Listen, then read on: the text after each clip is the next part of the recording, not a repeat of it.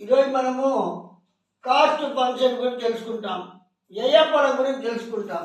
Cost function అంటే ఒక commodity యొక్క తయారు చేయడానికి అయ్యే కాస్టు, ఆ యొక్క వేరే డిటర్మినెంట్స్ ఆఫ్ కాస్ట్కి మధ్య ఉండే రిలేషన్షిప్ తెలియజేస్తుంది. So cost function is equal cost of output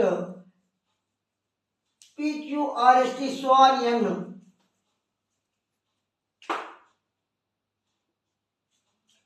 cost of the PQRST అనేవి వేరే డిటర్మినెంట్స్ ఆఫ్ ది కాస్ట్.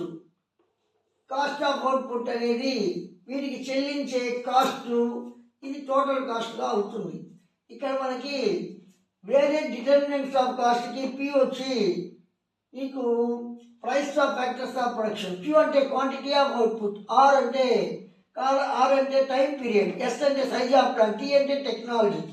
కాబట్టి నీకు ఒక వస్తువు యొక్క వ్యయానికి, ఆ యొక్క ఉత్పత్తి కారకాల వ్యయానికి మధ్య ఉండే సంబంధాన్ని తెలియజేసేదే వ్యయపరం.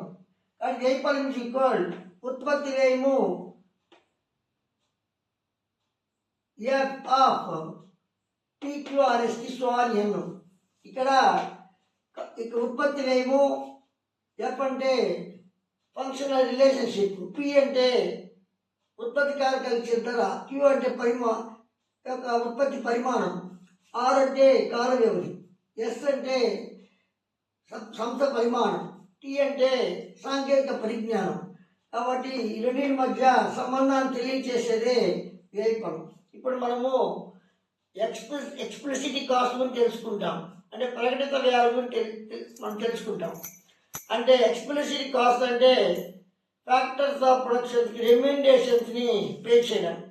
అంటే ల్యాండ్కి రెంటు, లేబర్కి వేజెస్, క్యాపిటల్కి ఇంట్రెస్ట్, ఆర్గనైజేషన్ ప్రాఫిట్, ఇవన్నీ కూడా అకౌంట్లో రాస్తారు కాబట్టి వీటిని అకౌంట్ కాస్ట్ అంటారు. ఫర్ ఎగ్జాంపుల్ వచ్చి wages to labourers, rent for the factory building, payment for the raw materials etcetera. కాబట్టి వస్తువును ఉత్పత్తి చేయడానికి ఉత్పత్తి కారకాలకి చెల్లించే ప్రతిఫలాలని ప్రకటిత వ్యయాలు అంటారు. ఉదాహరణకి ఫ్యాక్టరీ భవనాలకు ఇచ్చే అద్దె, శ్రామికులకు ఇచ్చే వేతనాలు, మూలధనానికి ఇచ్చే వడ్డీ, ముడి పదార్థాలకి అయ్యే ఖర్చు,